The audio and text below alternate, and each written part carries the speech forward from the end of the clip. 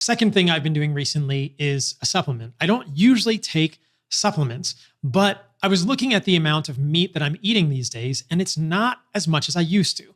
I still eat about a pound, maybe a pound and a half of meat per day, but I've included more carbohydrates in my diet recently from orange juice, from other fruit juices. I juiced some cantaloupe, some watermelon today. I have a lot of honey in my raw milk, which I get here in Costa Rica at the farmer's market. And I'm doing more carbohydrates, a moderate amount of fat, and a little bit less protein these days, just kind of experimenting with it. I'm still getting around 1 gram of protein per pound of body weight, but more of that protein is coming from milk and less of it is coming from meat. So I was thinking maybe I should try and supplement with creatine. When I dove back into the research with creatine, it's just incredibly overwhelming in a good way how beneficial this substance is for humans. If you don't know about creatine, it's made in the human body from arginine and glycine and then methylated with something called SAMe. I will return to talking about SAMe later in this podcast, but we don't make enough of it to be optimal. Even those of us who are omnivores can benefit from creatine supplementation unless we are getting probably upwards of 2 pounds of meat per day for men or 1.5 plus pounds of meat per day for women. These studies consistently show benefits in terms of cognition, even in people who are not aging or have cognitive decline, but certainly in people who have cognitive decline, creatine is beneficial for muscle recovery, for exercise performance. There's about a 10 to 20% benefit in terms of exercise performance for intense exercise. In terms of memory tasks, card sorting, all sorts of things like this, 5 to 15% benefit with creatine supplementation. The biggest benefits from creatine supplementation are definitely seen in vegans and vegetarians who are probably getting around 0 grams of creatine per day. And that, I think, is a striking statistic in and of itself. It is not a dishonest statement to say that creatine supplementation makes vegans and vegetarians smarter. Choose your longevity vegan or vegetarian of choice these days, and they are almost certainly taking creatine. A nod to the animal kingdom. They probably should just be eating meat, and they would be getting all of the other things they're also taking among their 100 plus pills, depending who you're looking at.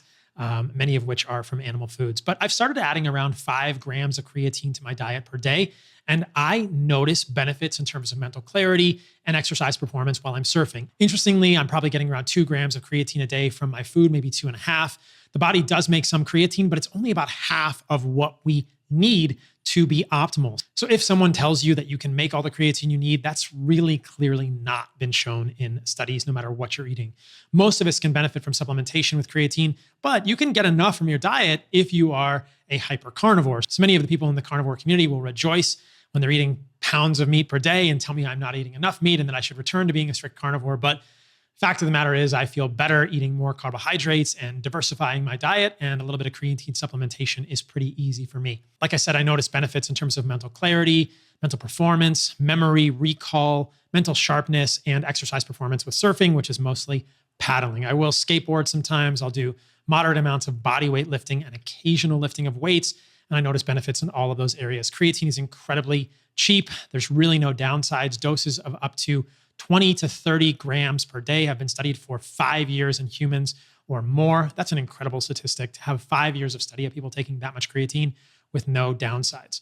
There is something to note if you're going to take creatine though, which is that when you go to your doctor, your creatinine, which is a breakdown product of creatine in the muscles, will be elevated or may be elevated above what you've seen in the past. This doesn't mean that your kidneys are failing, though elevated creatinine can, in some individuals, be linked to kidney issues. If you are supplementing with creatine or eating a lot of meat, the chances that this is related to your kidneys are very low. The chances it's related to more production of creatinine from creatine breakdown in your muscles are much higher. And creatinine itself is not harmful to the human body. We use it in medicine only as a metric of the function of the kidneys. Again, it's not harmful to you. So if you're going to a doctor and getting your blood work, most notably a comprehensive metabolic panel, you'll want to get something called a cystatin C, which is not affected by the amount of meat you're eating and will give you a good secondary indication of your kidney function. Harkening back to some of the things I talked about earlier, I think that everyone should be getting a fasting insulin on their blood work and a homocysteine. One of the ways that I could tell that my methylation cycle, my folate cycle were not working as efficiently as I would like was my homocysteine ranged anywhere from 10, 11 to 12. It's much higher than I want to see it. I think optimal homocysteine levels are probably below 8 for most people.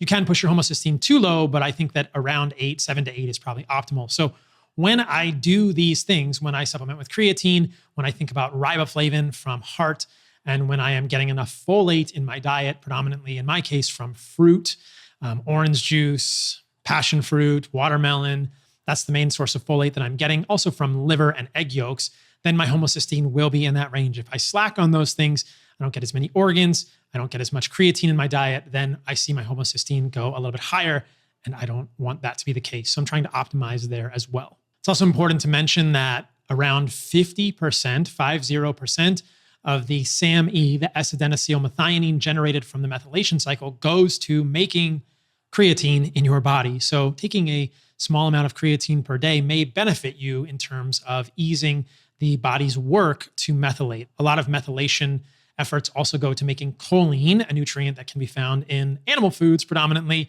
So if you're eating a lot of meat or doing a moderate amount of supplementation of creatine and doing some choline from egg yolks or liver or meat, you're going to optimize your methylation just fine with your diet, but checking homocysteine doesn't hurt.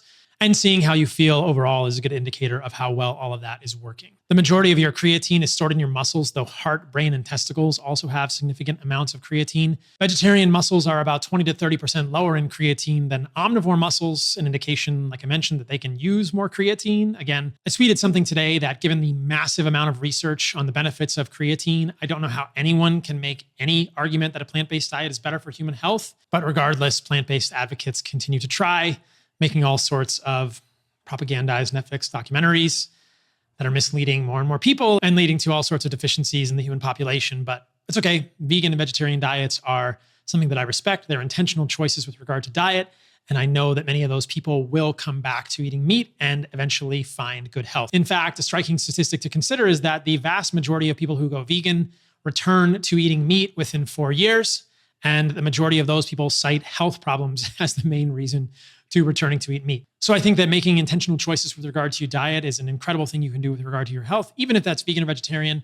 I'm just glad that those people are thinking about food and there's enough good content out there to get them back to health with eating meat eventually. So I'm sure there's a lot of recovering vegans and vegetarians even listening to this right now. In terms of protocols for creatine supplementation, I think the literature supports a couple of different things. If you want to quickly saturate your muscles in your body with creatine for optimal performance across multiple areas of function, a protocol that is widely discussed is 5 grams of creatine 4 times a day for 5 to 7 days. You can also do 3 to 5 grams of creatine for about 30 days to saturate your body with creatine in the stores. Now, that will cost you pennies per day. So I think it's worth it for most people. There's lots of good brands out there that have certificates of analysis showing that they are pretty darn clean sources. So creatine is interesting. It's something I've been experimenting with. Like I said, I don't usually do supplementation, but when I'm tweaking the amount of protein in my diet from the meat and using other sources for other benefits, adding a little bit of creatine back in seems to be a beneficial thing. And I think most vegans and vegetarians need to do that as well, or they can just go back to eating meat also. Or they could eat some lineage meat sticks, which they'd probably feel really good on.